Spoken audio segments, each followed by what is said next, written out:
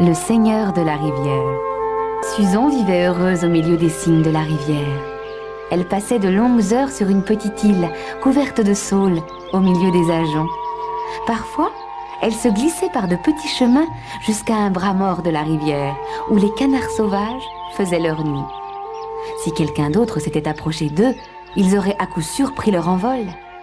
Mais le seigneur de la rivière avait donné des ordres et pas un canard ne trahissait la présence de Susan. La nuit tombée, ou parfois tôt le matin, elle allait nager, là où elle pouvait apercevoir son village, rive d'Ajon, ses champs et ses chemins.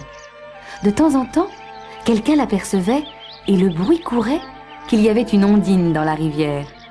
Mais peu de gens le crurent.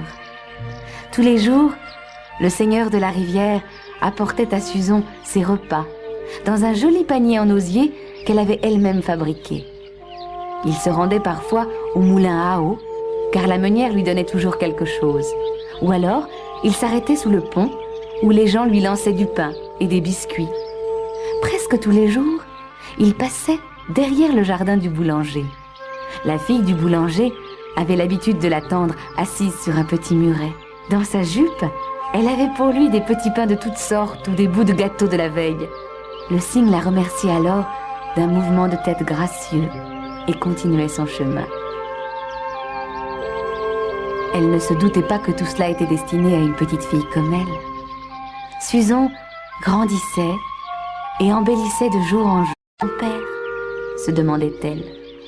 Finalement, elle en parla à Madame Plume, la mère des jeunes cygnes, qui en référa aussitôt au seigneur de la rivière. « Mon fils dit qu'il peut t'aider » annonça-t-elle joyeusement peu de temps après.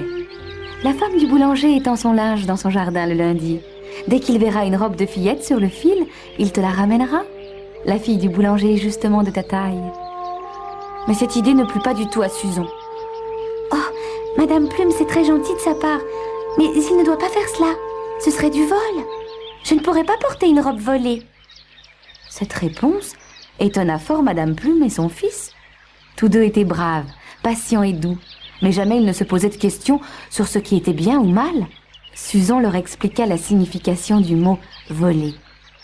Abandonnant cette idée, le seigneur de la rivière garda cependant quelque espoir de trouver une robe. Lorsqu'il y avait du vent, il scrutait le ciel au cas où une petite robe s'envolerait. En vain. L'automne arriva et les mouettes vinrent glaner leur nourriture dans les champs après les labours. Mais elle laissait toujours une sentinelle sur la côte pour guetter le retour du père de Susan. Un jour, enfin, une grosse mouette arriva de la mer et descendit en large cercle vers le vieux nid où les cygnes se rassemblaient. Elle leur raconta qu'elle avait volé très loin de la côte.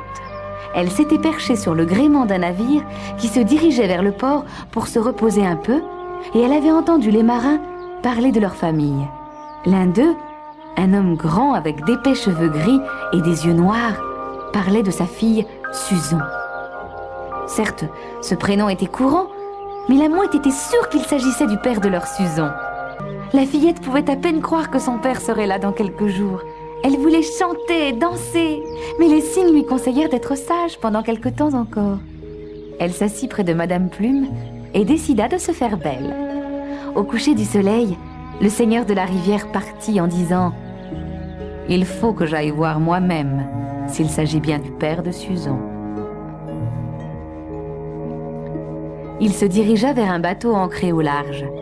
Le vent était tombé, et comme c'était la marée basse, le bateau devait attendre le matin pour entrer dans le port.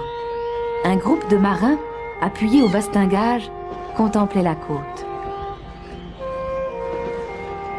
« Bizarre, ce cygne qui vole au-dessus de la mer. Je me demande ce qu'il cherche, » fit l'un d'eux, en observant le fier oiseau qui tournait autour du bateau. « Je suis sûr que c'est Jonque, » répondit un homme aux cheveux gris. « Quand il était petit, il a eu la patte cassée, je l'ai soigné. Peut-être s'en souvient-il et est-il venu me souhaiter la bienvenue ?» Tous les hommes sourirent, puis commencèrent à ranger leurs affaires et surtout les cadeaux qu'ils rapportaient à leur famille, des colliers de perles, des coquillages, des châles et de jolis mouchoirs en soie. L'homme aux cheveux gris sortit de son coffre une robe magnifiquement brodée, un peu froissée d'être restée si longtemps pliée. « C'est une vraie robe de princesse ?» fit l'un de ses compagnons. Elle était destinée à une princesse, c'est vrai. Mais une fois terminée, celle-ci n'en a plus voulu. Je l'ai achetée sur un marché de Perse, à une pauvre femme qui avait mis des mois à la broder. Je l'ai sans doute payée trop cher, mais j'ai eu pitié de cette femme, et je suis sûre qu'elle plaira à ma fille. Je vais la déplier pour qu'elle se défroisse, répondit l'homme aux cheveux gris. Il l'étendit sur un cordage et l'admira encore une fois, tandis que le soleil faisait chatoyer les couleurs de cette robe qui était vraiment splendide. Sur l'ourlet étaient brodées des fleurs et des feuilles au ton merveilleux. Le reste de la robe était parsemé de papillons et d'oiseaux délicatement travaillés. Sur la poitrine, un grand soleil doré déployait ses rayons. Un vieux marin au visage tout ridé admirait le vêtement. « Oh, c'est un travail de fée !» déclara-t-il à son compagnon. « J'ai vu beaucoup de robes brodées au cours de mes voyages. Celle-ci t'apportera beaucoup de bonheur, tu peux m'en croire. Ce n'est pas une femme ordinaire qui te l'a vendue. » Il parlait encore lorsqu'un bruissement d'ailes leur fit tourner la tête. Le cygne tournoyait autour du bateau. Au même moment, le vent se leva et souleva la magnifique robe dans les airs. Les marins sautèrent pour l'attraper, mais le cygne fut plus rapide qu'eux et il l'emporta. Bientôt, il ne fut plus qu'un petit point dans le ciel. Le marin aux cheveux gris le fixait sans bouger. Il revint vers ses paquets en soupirant. Il ne lui restait plus que quelques perles et un peu d'or. Le lendemain, au coucher du soleil, Suzon était assise sous la clématite sauvage qui formait comme une tonnelle sur la rive. C'était là que le matin même, alors qu'elle se baignait, le seigneur de la rivière lui avait apporté la robe. Il ne voulut pas lui dire d'où elle venait, et Suzon l'avait trouvée si belle qu'elle l'avait prise sans insister. Après tout, c'était un oiseau merveilleux. Pourquoi ne lui aurait-il pas offert un merveilleux cadeau? Elle était prête. La veille, elle avait pris congé des canards sauvages. Tous les cygnes maintenant rassemblés scrutaient le chemin longeant la rivière. Un marcheur approcha. Il aperçut les cygnes et ne put s'empêcher de les admirer. Il s'étonna également de voir des mouettes l'accompagner, tantôt le précédent, tantôt le suivant, en poussant des cris. Soudain, les cris s'amplifièrent et une petite fille déboucha sur le chemin. Elle se protégeait les yeux du soleil qui éclairait son visage, ses pieds et ses mains tout brunis. Sa robe brillait également de 1000 couleurs. Elle courut en criant de joie et se jeta dans les bras du marcheur, son père. Les mouettes se turent alors et les cygnes s'éloignèrent en silence, à l'exception d'un seul.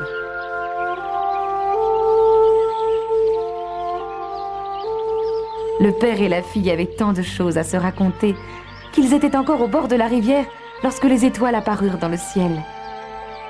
D'autres personnes occupaient maintenant leur maison. Suzon l'avait appris par les oiseaux. Le marin décida d'aller passer la nuit à l'auberge. « Viens, c'est l'heure de dîner et d'aller se coucher, » dit-il à sa fille.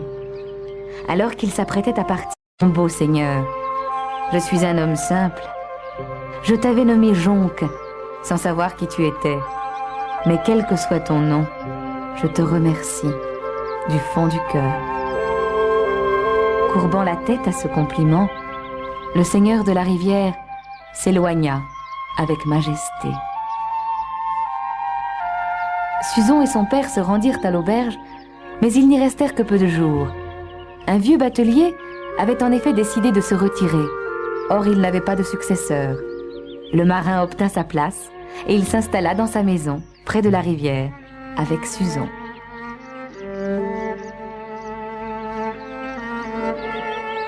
Et pendant le reste de ses jours, le nouveau batelier ne cessa de répéter à qui voulait l'entendre qu'il devait son bonheur à Jonque, le seigneur de la rivière.